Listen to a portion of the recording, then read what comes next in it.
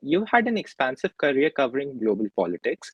I would like to begin by asking how your perception of the socio-political landscape in India and the United States has evolved since the last cycle of elections held in both countries in 2019 and 2020, respectively.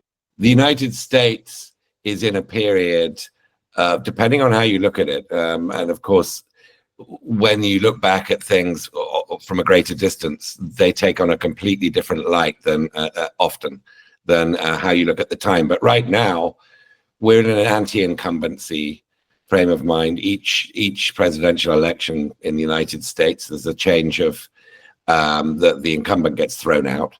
But it's against the backdrop of being an extremely divided 50-50 nation, essentially. They're always very close. India is, in a very different position, I think, Democrat in terms of its democracy and its electorate's mood. Modi, I mean, the BJP is clearly, now a third consecutive term in office, but a much reduced mandate.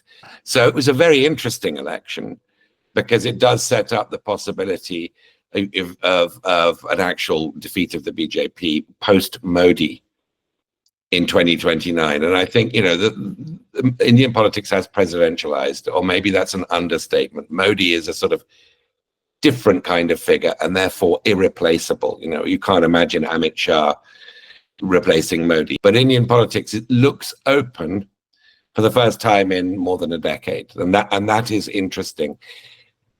But they're very, very different stages and political constellations in India and the United States. So I find it quite hard to bracket them. On the topic of polarized voters and anti-incumbency, as you mentioned, Indian and US elections have provided us with case studies in very stark contrast. Many Hindu majority constituencies in India chose not to vote for the BJP in 2024, while many minority-heavy counties in the USA, which heavily voted Democrat in 2020, either did not turn out in the same numbers or flipped Republican altogether. So, what are your opinions on the minority vote in 2024, and why do you think such a stark difference in minority vote emerged between minority voters of India and the US?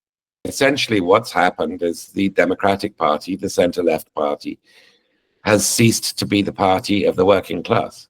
And that was always it's one of its key raison d'etres, and one of its sort of basic rationales is that they are the party of the economically disadvantaged. And so it is an extraordinary phenomenon that it's not just white working classes voting for Trump. It's Hispanics. Almost half of Hispanics voted for Trump. And between a fifth and a quarter of African American. In the same way, maybe a generation ago, you would have said Muslim voters are just a sort of core part of the Congress Party's identity. And coincidentally, they're roughly the same share of India's population of Muslims, America's population of African Americans. Certainly in America, we're getting a much more restless, pragmatic, non-partisan sort of mood amongst what I would call the low information voter.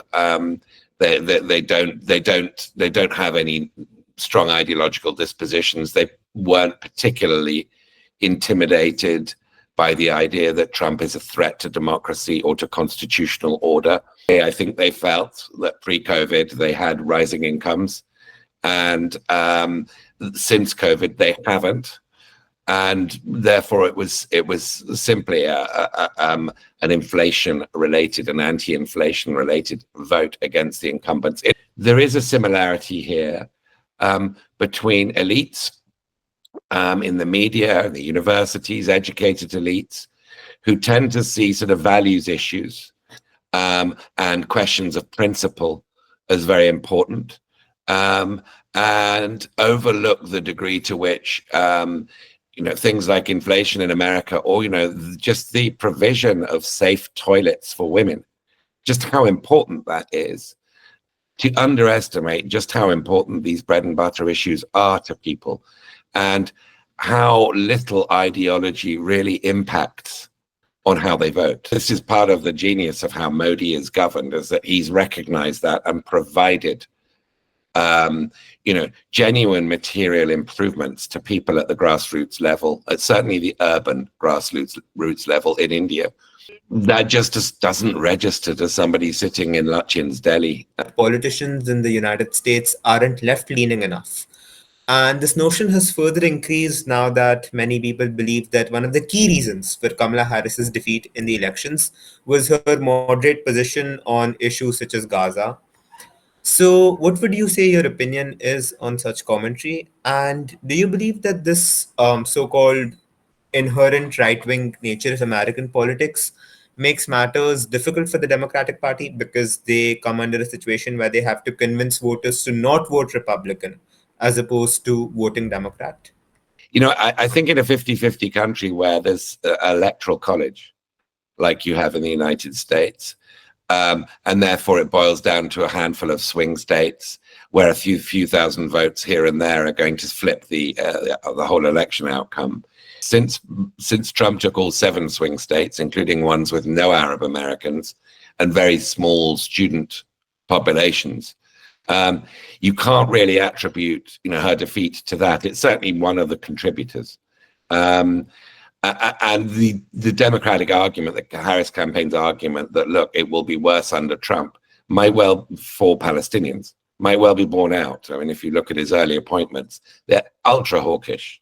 If you look at his proposed ambassador, Mike Huckabee is a Christian evangelist, who has this sort of belief, which is a very strange sort of theology, very common in the United States amongst certain Christian groups, that the end of days, the second coming of Christ, will only occur once Israel occupies all its ancestral territory, and that includes the West Bank and Gaza. Because the Trump brand has a great affinity with the House of Saud, there's a sort of similar way of doing business, fairly corrupt. The best hope, probably, for the Palestinians is a US brokered deal involving the Saudi recognition of Israel. And the Saudis would have a minimum demand there that in order to recognize Israel, Israel must pledge to some kind of Palestinian entity. And Trump holds no candle for the Palestinians. He really doesn't give a damn about them. To what extent do you think Musk's acquisition of Twitter impacted the US election? And would you say that such left-leaning biases truly exist in legacy media? I think Musk's use of Twitter, weaponization of Twitter as a Trump tool, was significant. It's very hard to measure. The metrics are difficult, but he algorithmically boosted Trumpian worldviews, boosted disinformation. One of the favorite ones that Musk and Trump sort of both hold in terms of lies, is the idea that Kamala Harris and the Democrats generally bus in millions of illegal immigrants and they change the outcome of elections. There's really no evidence for this. I find it really odd, to describe the Financial Times or the Wall Street Journal as left-wing media. But I think that our whole measure of left and right is now incredibly warped by our reaction to Trump. And so if you have criticisms of Trump, that means you're a communist, part of the communist media. That means you're left wing.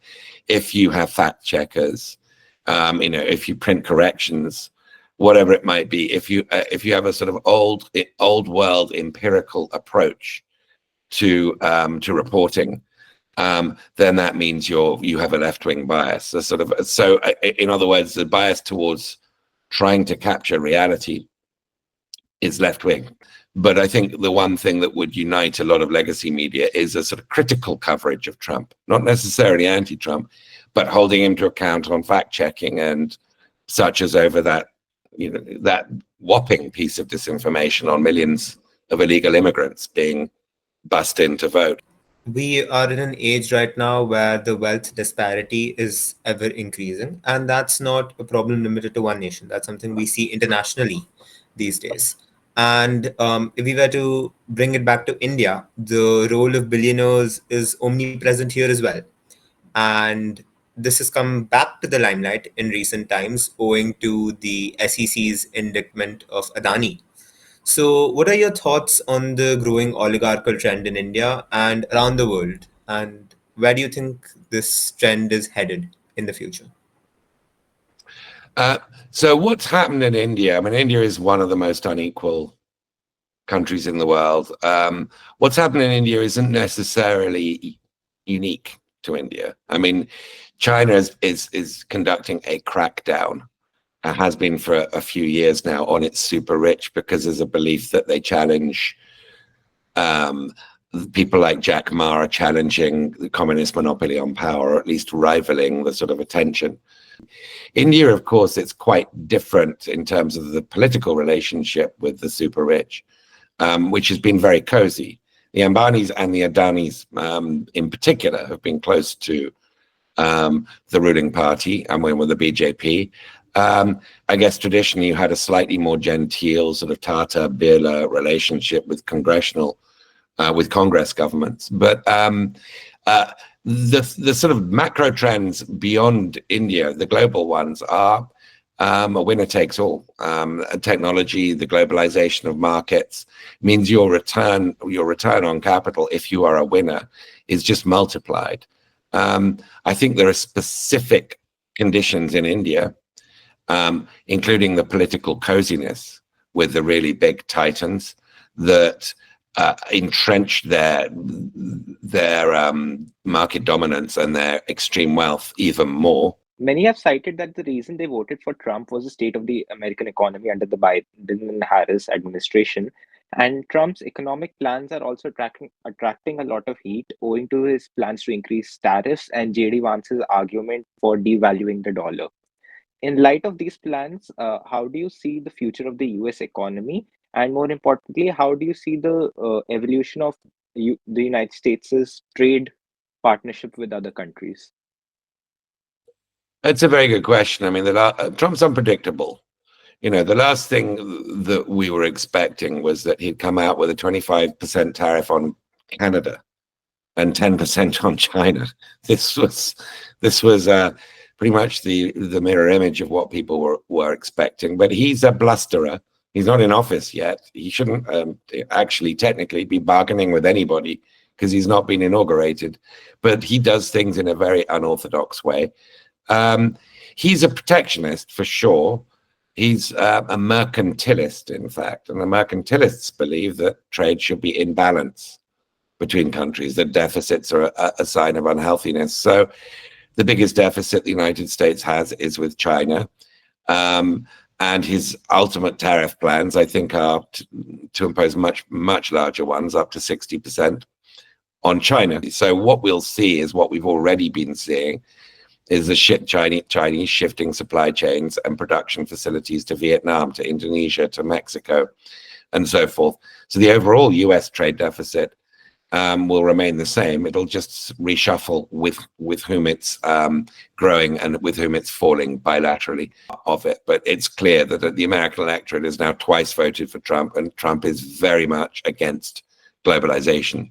Decoupling with China in some form is now going to happen, and the Biden administration's term of de-risking, which is a sort of more modulated version, that's going to give way to decoupling, and that's a radical change, which will impact all of us in profound ways. We've discussed a lot on both Prime Minister Narendra Modi and President Donald Trump this evening, and it would be only right to point out that the last time these two leaders held office at the same time, we witnessed a lot of warmth between them, courtesy the ideological similarities, may that be both social or economic.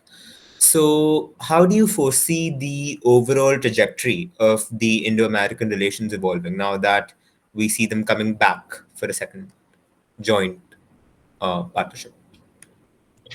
I'd certainly expect a resumption. I think Trump's last visit overseas as president was to India. The sort of larger geopolitics of India being, you know, the largest sort of potential bulwark against China, that doesn't change whoever's in office. There is a sort of natural alliance, as the original phrase from Atal Bihari Vajpayee said about US-India relations when George Bush was president. They are sort of natural allies rather than formal allies. They will never be formal allies, and India will explore other things like BRICS. It'll try to manage its relations with China, not to get out of control, which we're seeing happening now. I think best expressed by the pragmatism of Jaishankar, your foreign secretary. It will continue this sort of ad hoc, a la carte approach to geopolitics. Is the sort of scale of economic relations. There's always that promise of strong India-US economic relations, but it doesn't really manifest itself in the numbers like US-China relations do. And I think because of Trump's protectionism, it's not going to. You know, they both like to demonize George Soros. They both have similar sort of playbooks and contempt for educated elites, etc. But I don't think that's surface stuff. I don't think the structural stuff underneath is going to change very dramatically.